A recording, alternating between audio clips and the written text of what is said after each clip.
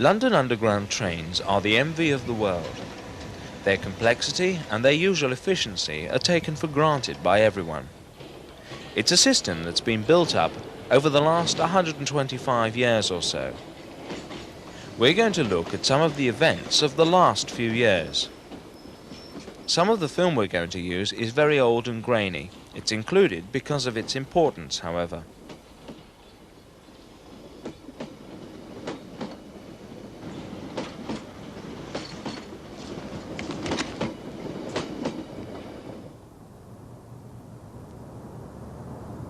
We go back now to the Second World War. This station was built for a film set, but it leads us nicely to this old film made during the Battle of Britain. It tells how the London Underground continued maintaining and servicing tube stock during turbulent times.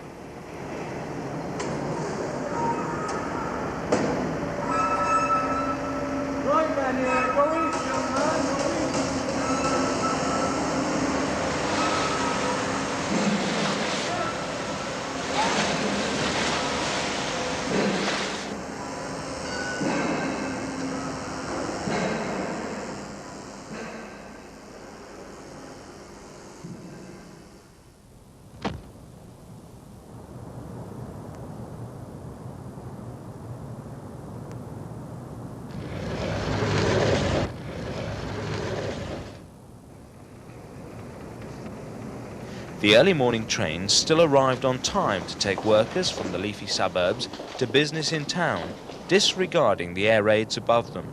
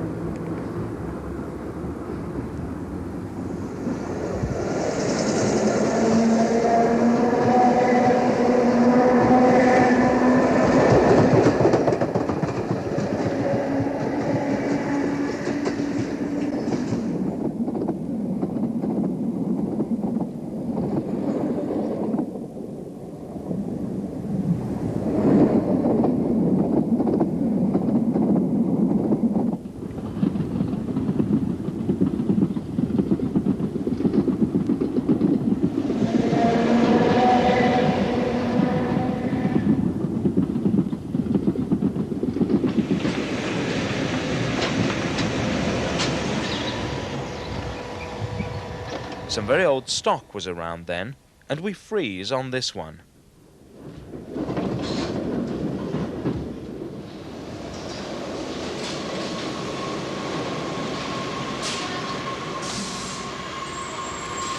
Note the gas masks and tin helmets carried by some.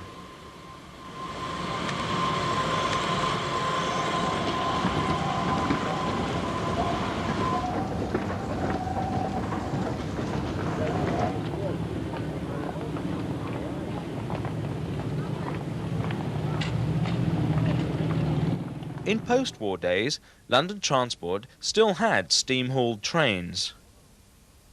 British Railways supplied the locos on this charming film made by Alan Wilmot of the Chesham branch. It has worked as a shuttle for most of its life. Steam traction ended in 1960. Some of the coaches went to the Bluebell Railway.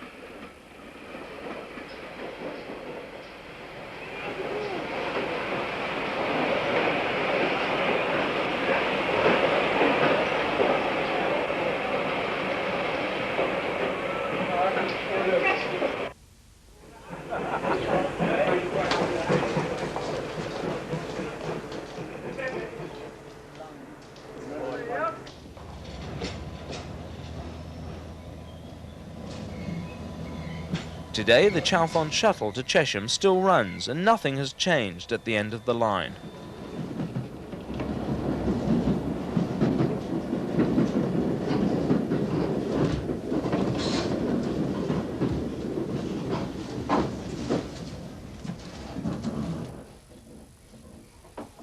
Underground trains didn't get as much attention as the glamorous steam expresses of the period.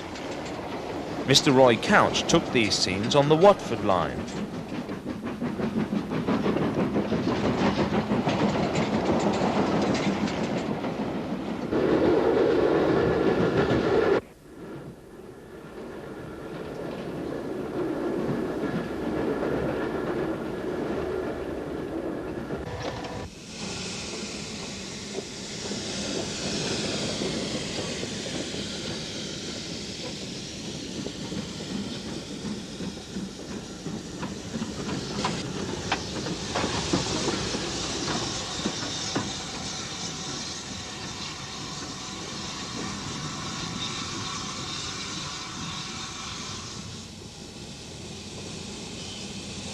The mixture of metropolitan trains and steam at Harrow brings us to the last year or so of LT's steam engines.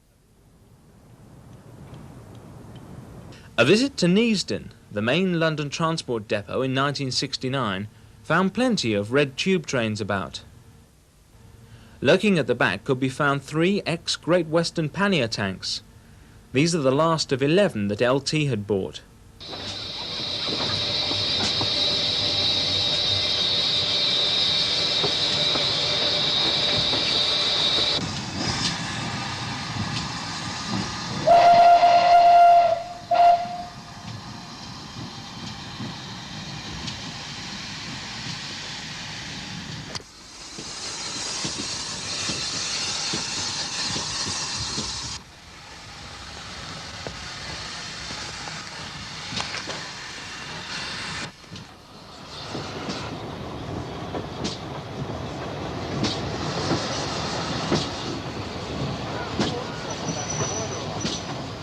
They were used on works trains on the surface and metropolitan lines, carrying mostly stores and rubble to be moved to Croxley Tip.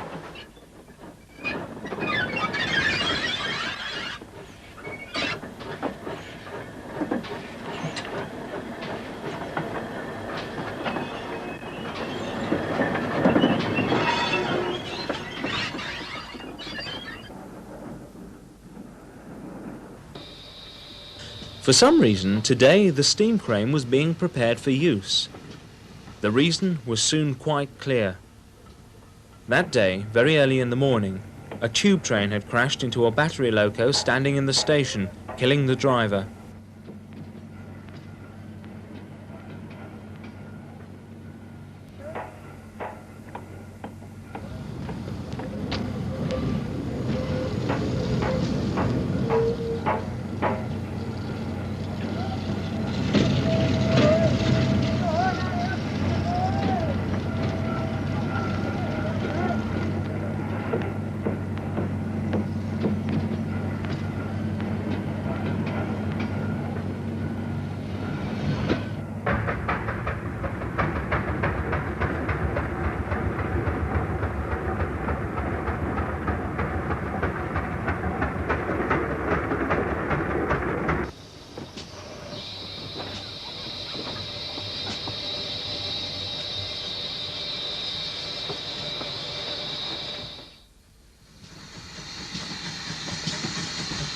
Then one day in 1971, London Transport decided to have a farewell to steam day when they withdraw the last 3 panniers. This is L94 going off to the big city to take part in a final show on its last day working for London Transport. That day our film unit had 4 cameramen all over the route to get some comprehensive pictures of the occasion. Today, TV crews and notable railway enthusiasts were on hand to witness the final run of a London Transport steam train.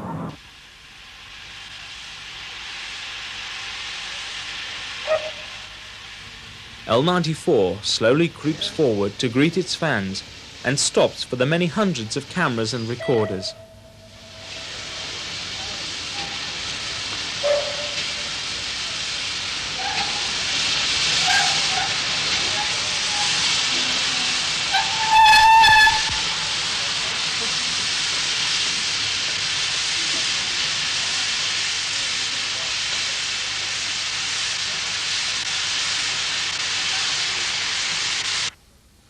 It was hauling a special works train for track maintenance all the way to Neasden.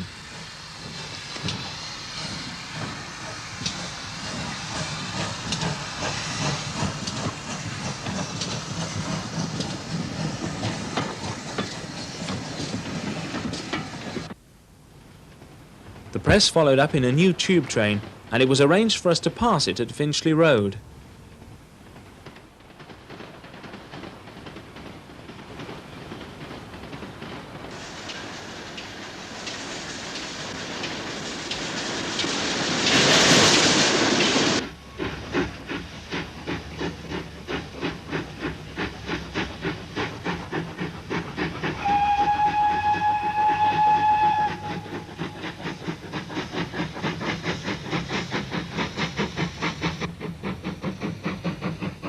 At Neasden, an immense crowd awaited it.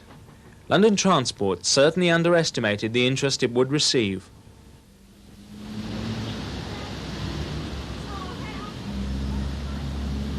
And so here's L94's triumphant arrival at Neasden Yard.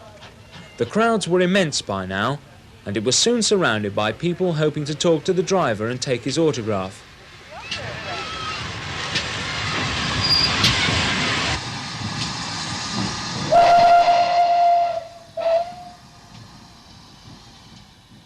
L94 was eventually restored to Great Western livery and appeared at the Shildon Cavalcade in 1975.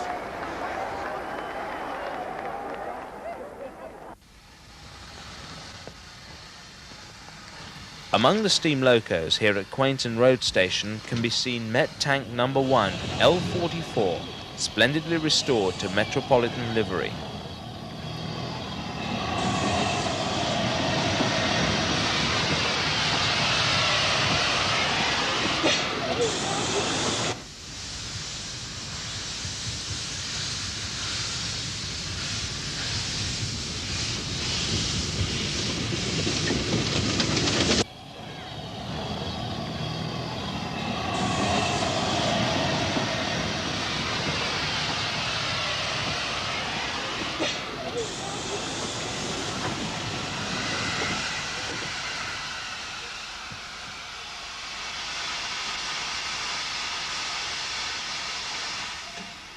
Also here representing Quainton Road's metropolitan past, some old stock being restored.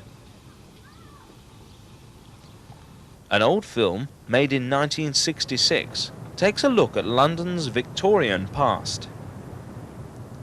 King's Cross before the front was remodelled.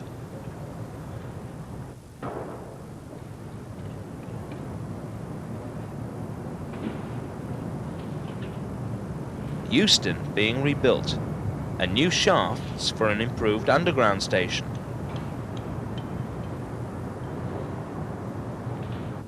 At Paddington, Circle Line trains in view.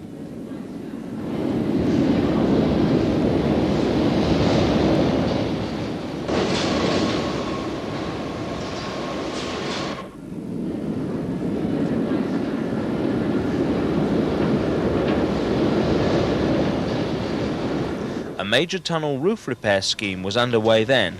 This is at Tower Hill.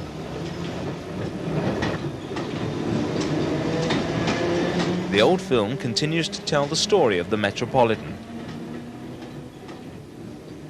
Elegant St John's Wood houses found stations being built in their front gardens. This is Marlborough Road Station, empty then, now a smart restaurant.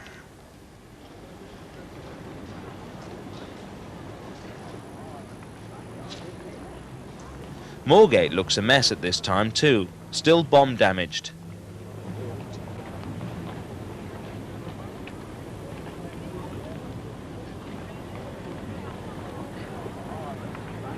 Today the station is under an office development.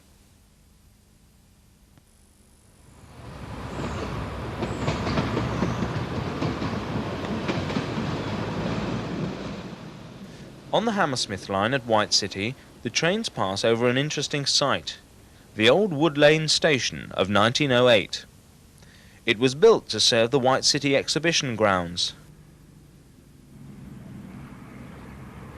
This photograph shows how large it was, and the car sheds of the Central London Railway depot at the bottom.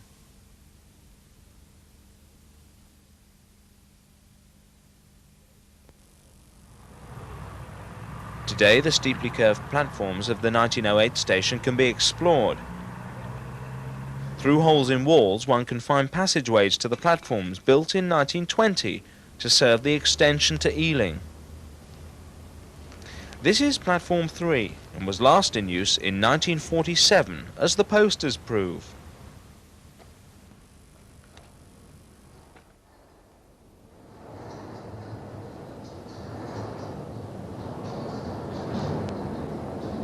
This is not a ghost train, but a real one going to Shepherd's Bush.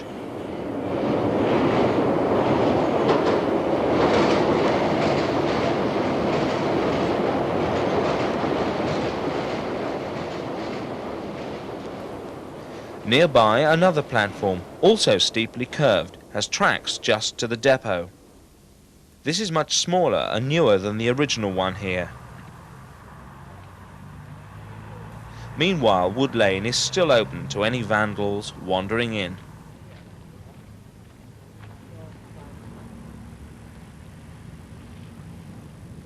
And surprisingly, a large amount of the 1908 exhibition buildings are still here.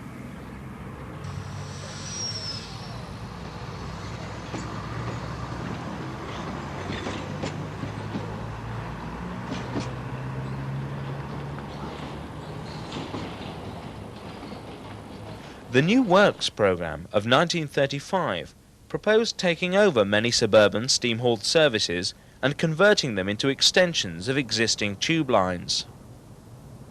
Mr. Cooper shot this film about the LNER locos and local trains in 1959.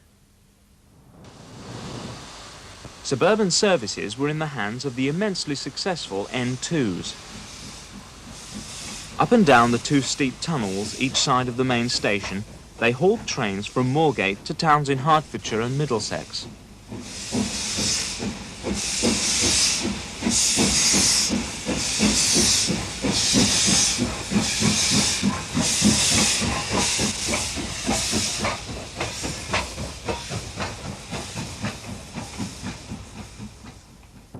Highgate High-Level Station in 1961.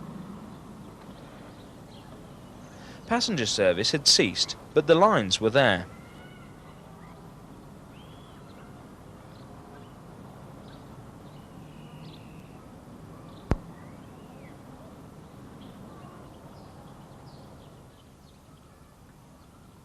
The occasional goods train would go through.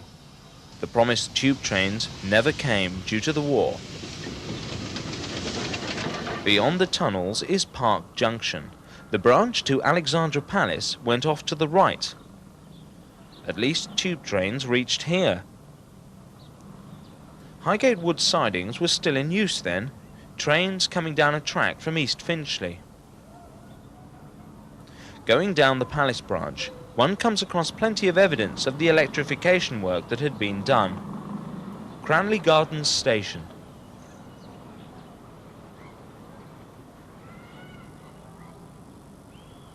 The viaduct to Muswell Hill.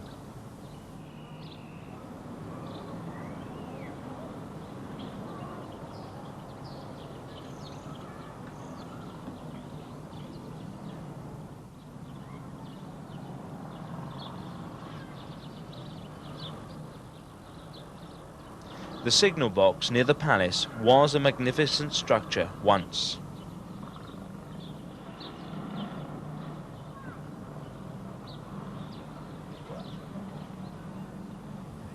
Alexandra Palace in 1961.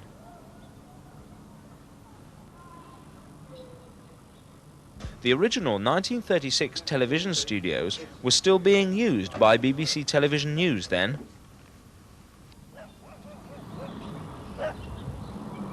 The little LNER station, under the grand steps of the main palace, was still in use as an entrance to its demolished platforms. The whole area was used for giant car auctions.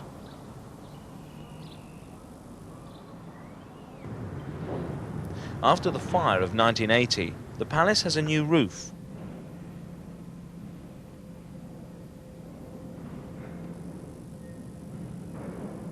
And the little station just about survives outside still. Back at Highgate High Level in 1986, everything's still there except the track.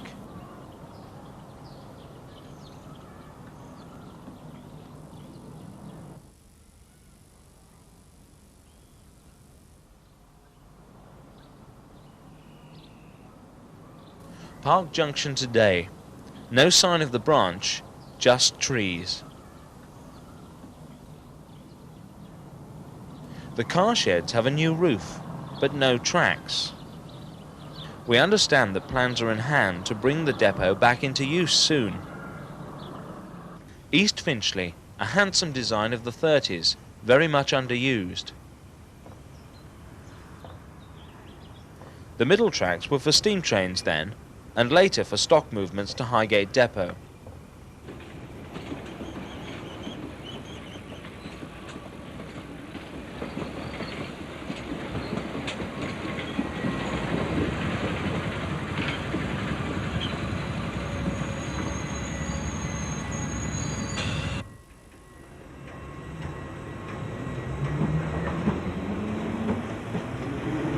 Finchley Central, however, is very busy handling trains to Barnet and Mill Hill East.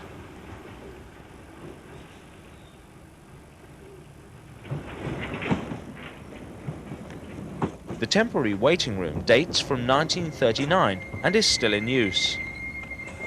The station buildings are still very much as they were in steam days.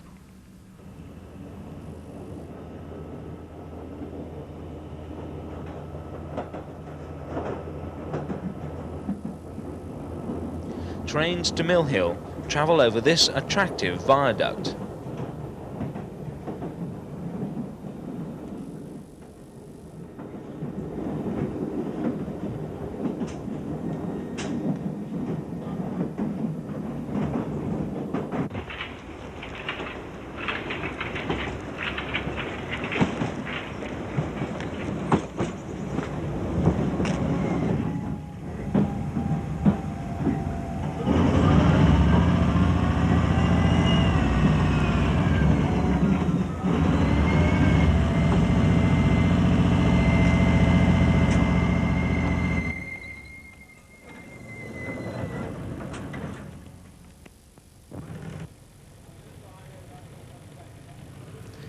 Some would say this is one of London's tattiest stations. Others would say it's kept its country charm.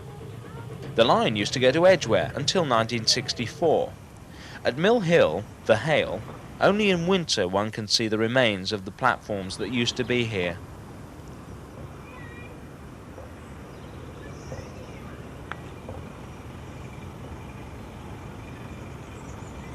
Under another arch, a new platform was visible, but it's now covered with dumped rubble. Edgware trains are nearby, however.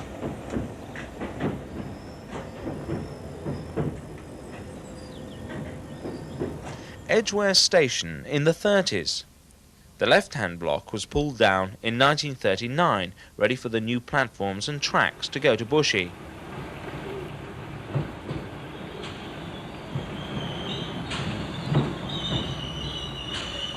Today, only half of the station is in use. Over on the right, space for the Bushey trains. The left-hand side is still shored up after all these years. The LNER station in its last days in 1966.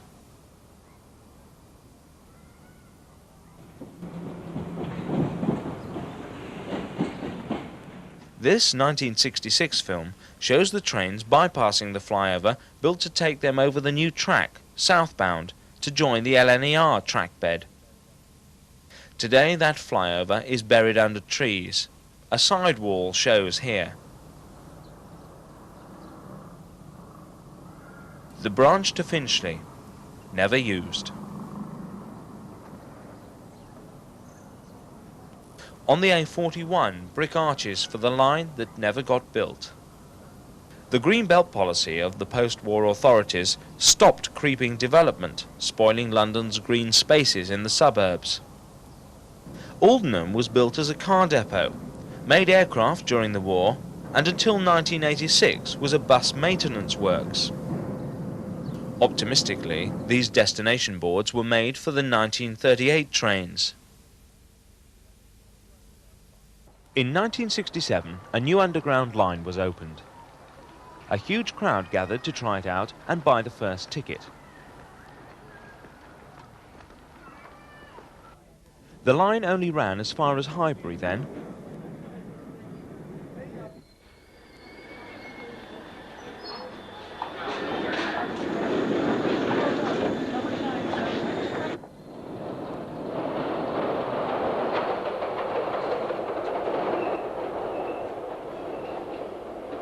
As usual, things were not quite ready on opening day.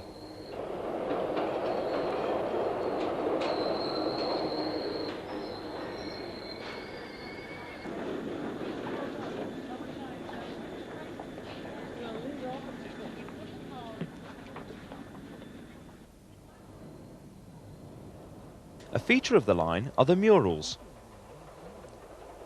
Heathrow Airport at last was connected to the underground. An extension of the Piccadilly line reached here from Hounslow.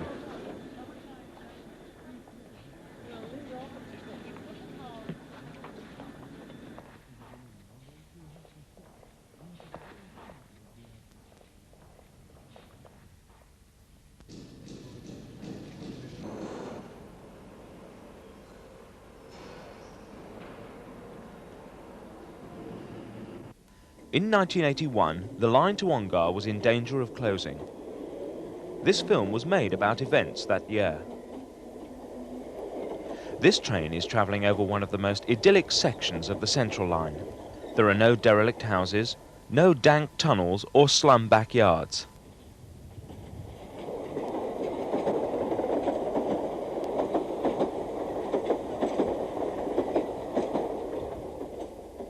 It's at the end of one of London's busiest lines, from Epping to Ongar.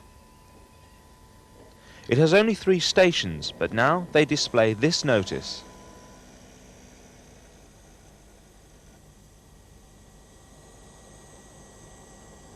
Steam trains were still running when Mr. Alan Wilmot made this film.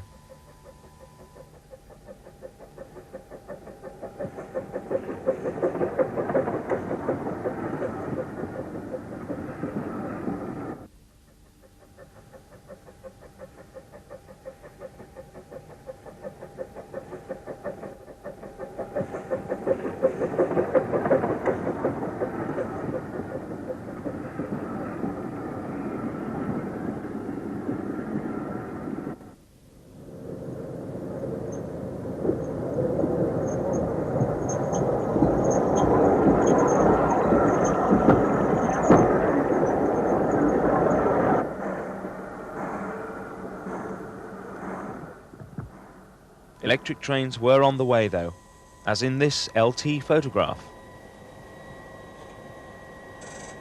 It's 1981 and time to have a good look at the branch.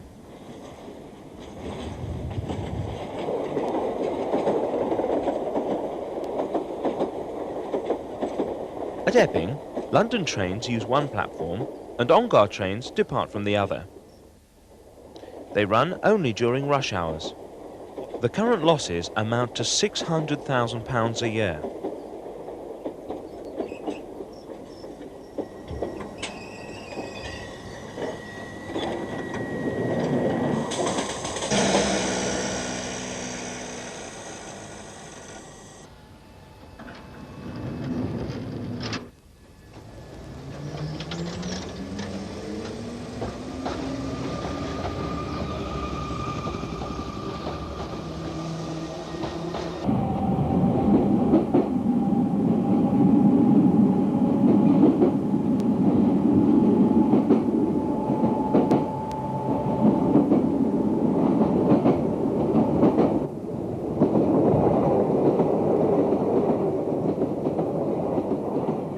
Now we're approaching North Weald Station.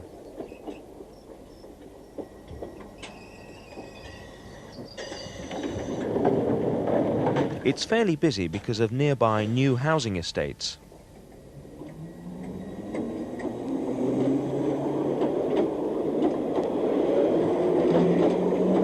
Now, Blakehall. It was open when this film was made, but closed a few months later.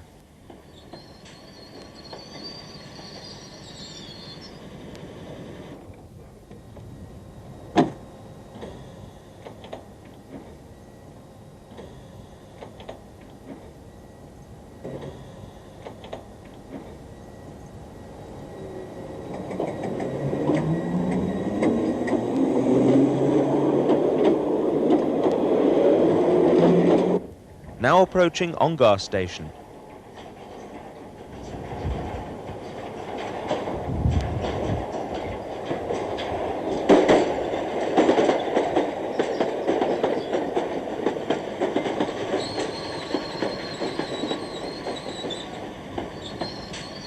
The line is under threat once again because of the recently announced modernisation plans for the Central Line. This poster was printed, ready for the closure.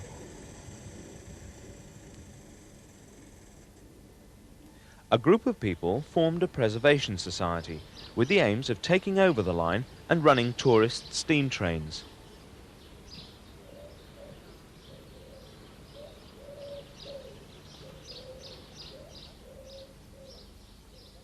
Another idea was to run vintage electric trains.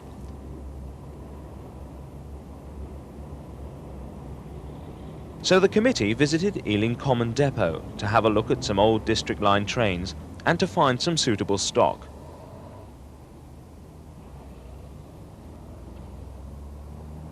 A big problem. The M11 overbridge, when built, only left clearance for tube stock.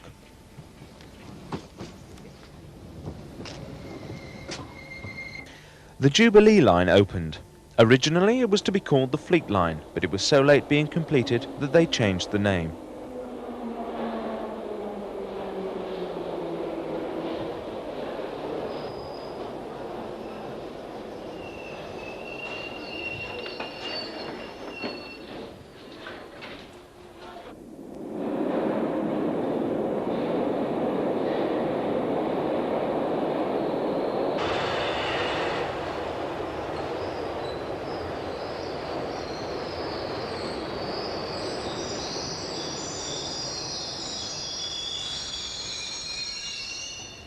BR took over a tube line from Moorgate.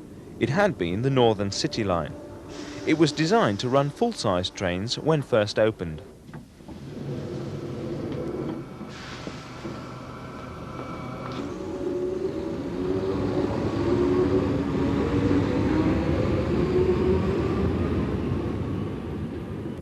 The Post Office Railway doesn't get much attention usually. No public stations or access. Its tunnels run right through the city.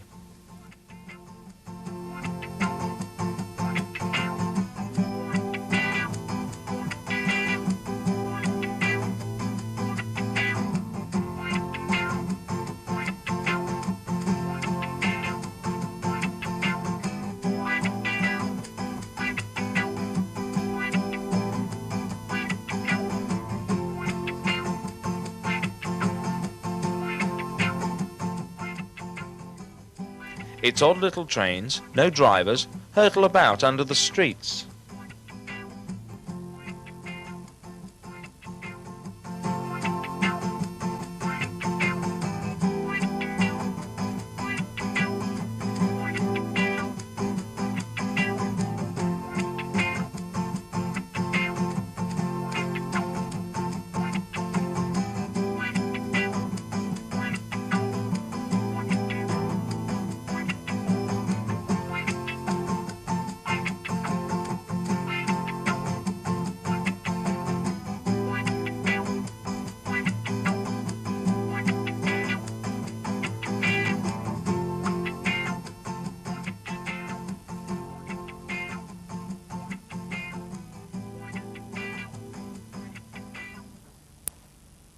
Thanks, mate.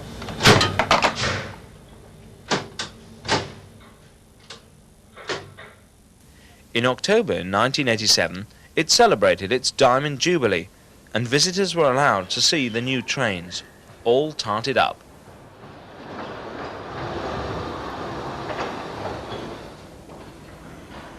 Yeah.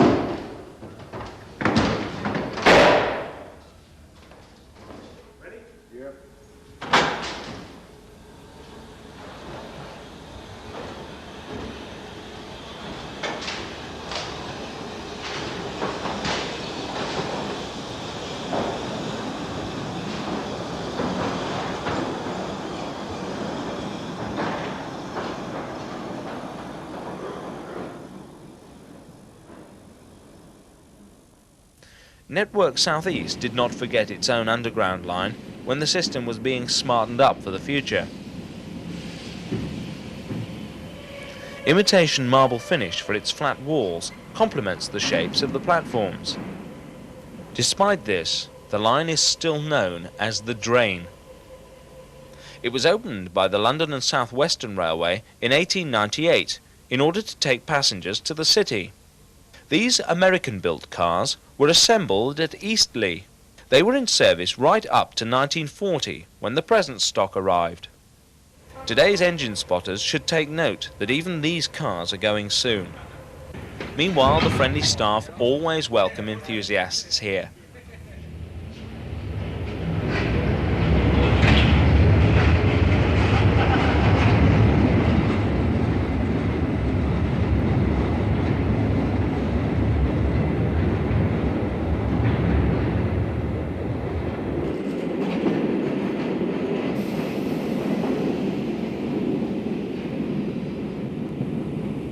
Returning trains use the other platform and have to be signalled into the depot for reversing later.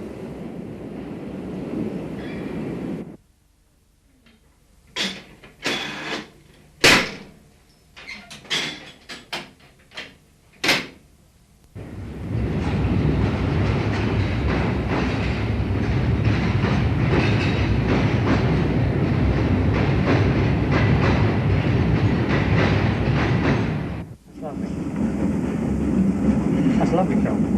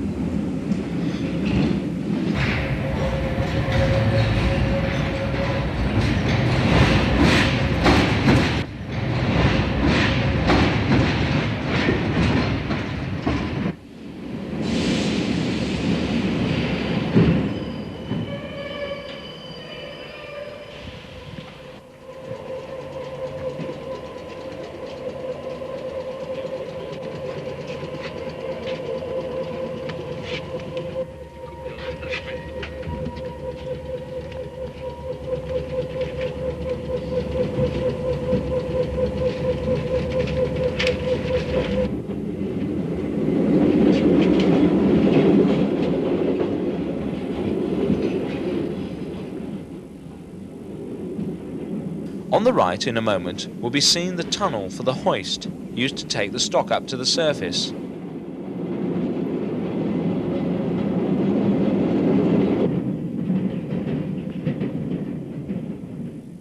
A tight bend in the tunnel has a speed restriction, marked by blue lights, on the left wall.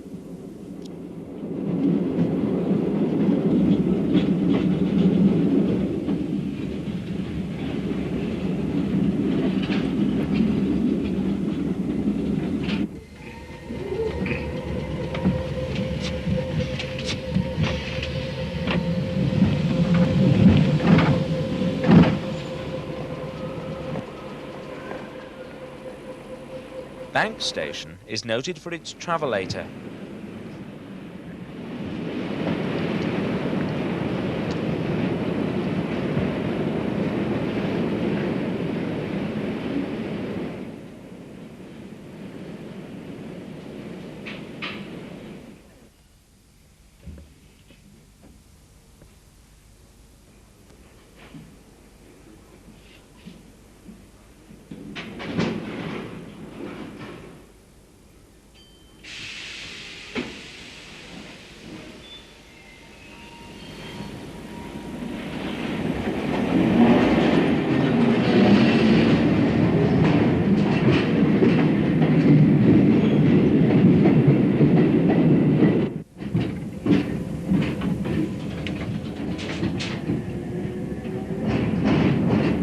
A little signal cabin at Bank has this display showing positions of trains.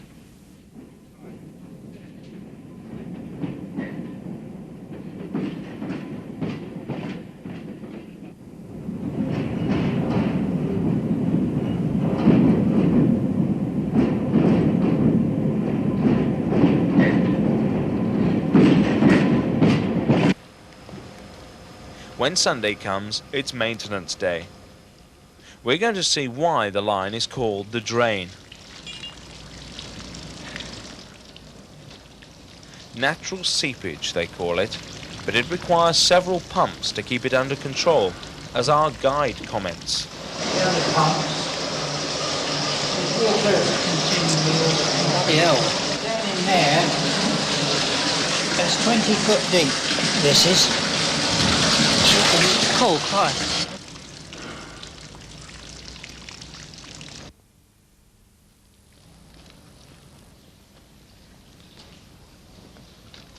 As the Armstrong hoist is going to be used today, the Annette's lock is checked over.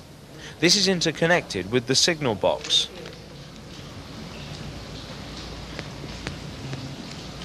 The hoist is just long enough for one car, but today its newest vehicle is coming up. It arrived in December and is battery powered, an advanced track maintenance machine.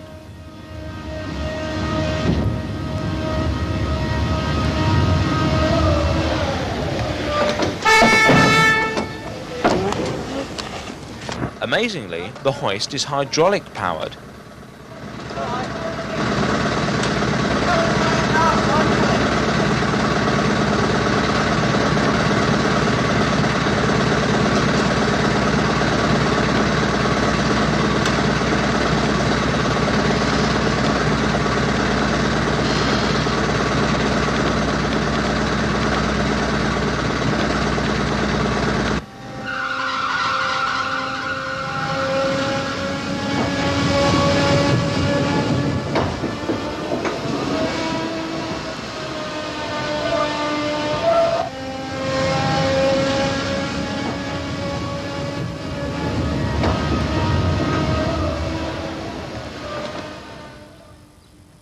Nearby, withdrawn stock for scrap.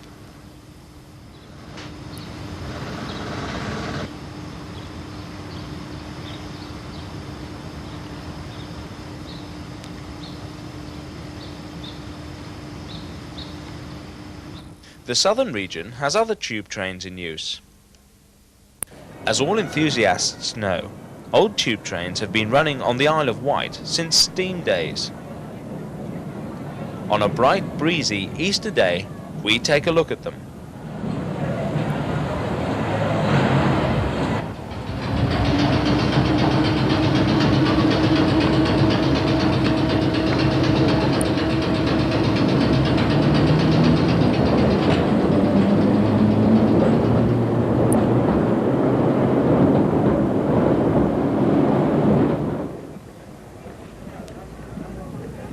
These Londoners seem to think they've seen these trains before, somewhere.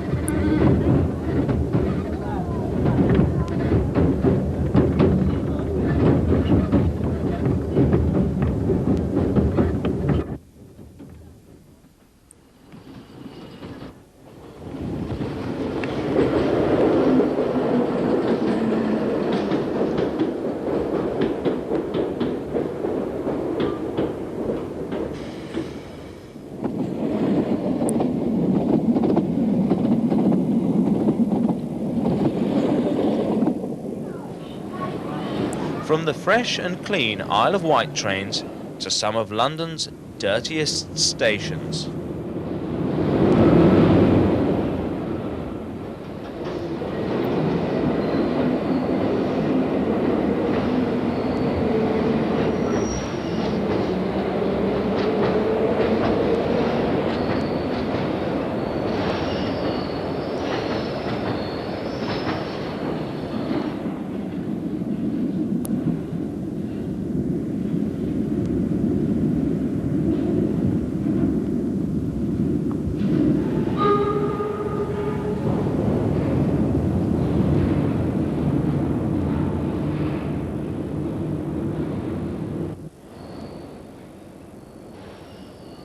At this station, scrubbing off the old graffiti has revealed the old name.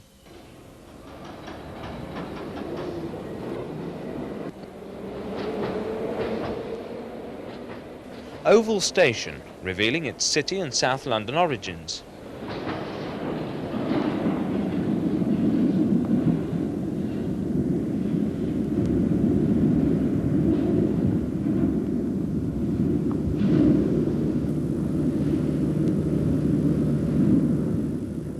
Lack of platform staff results in the occasional smoker, and nearby, the event needs to be recorded, if only for posterity. A visit to King's Cross 2 months later reveals a very odd-looking station. No advertisements and no directional signs either.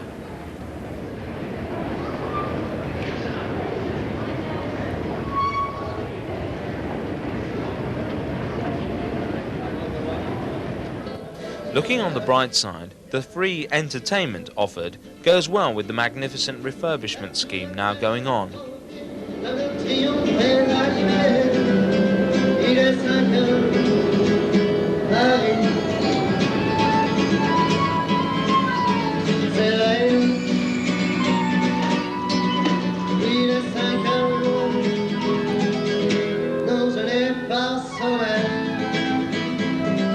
Hopefully some of the old atmosphere can be kept like this.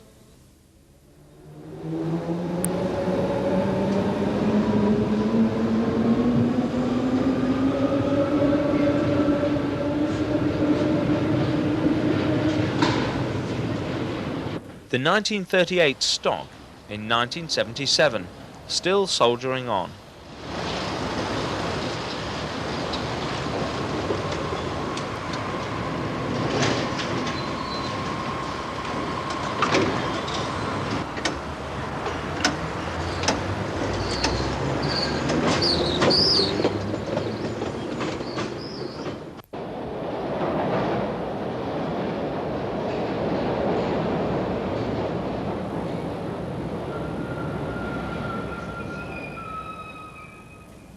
A survey on smoking was carried out on a 38. On your right, lighting up.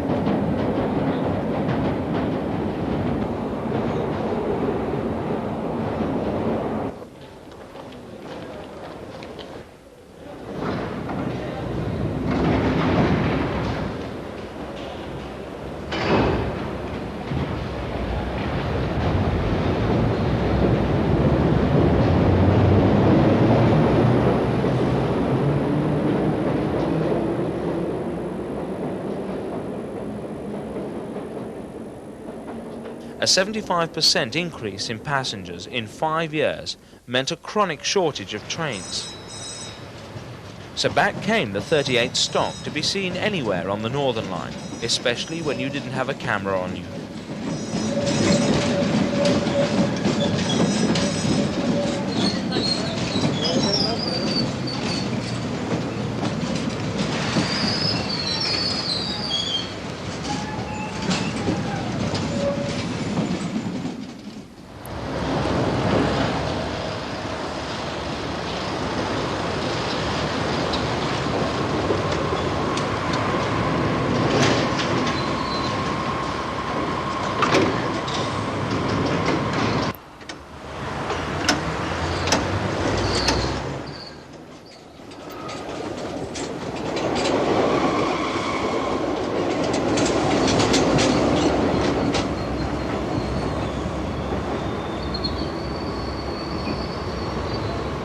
A brand new line, the Docklands, opened in 1987.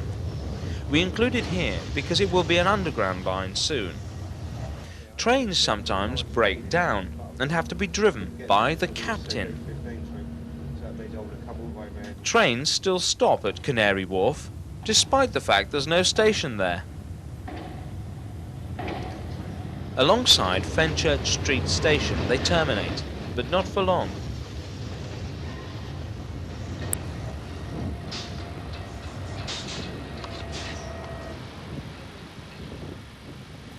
Trains will dip into this hole and go underground to Bank. Next to the site of the King William Street station is another shaft. Tons of London clay to dispose of.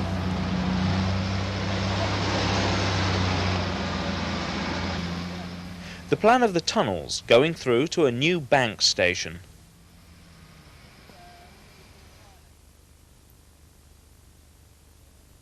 Finally, in this recording, we take a look at the prototype trains of the 1990s. They're sometimes to be seen at Neasden. When they see people with cameras, they creep away.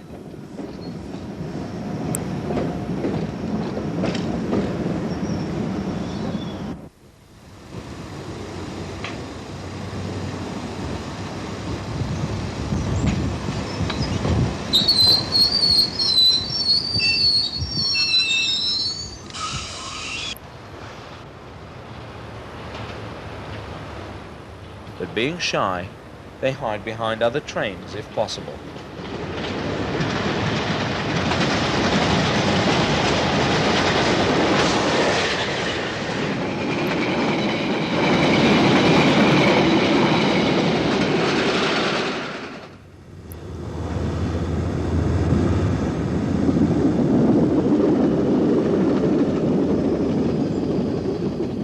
On hearing a rumour that they're at Ruislip, we go in search.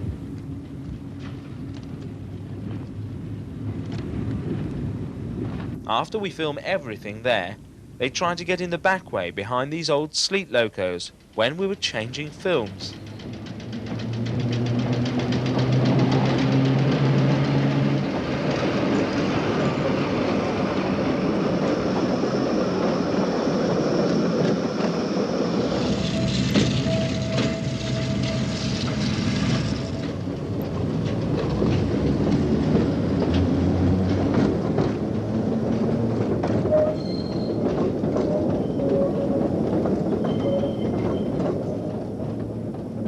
At South Ealing, we were luckier.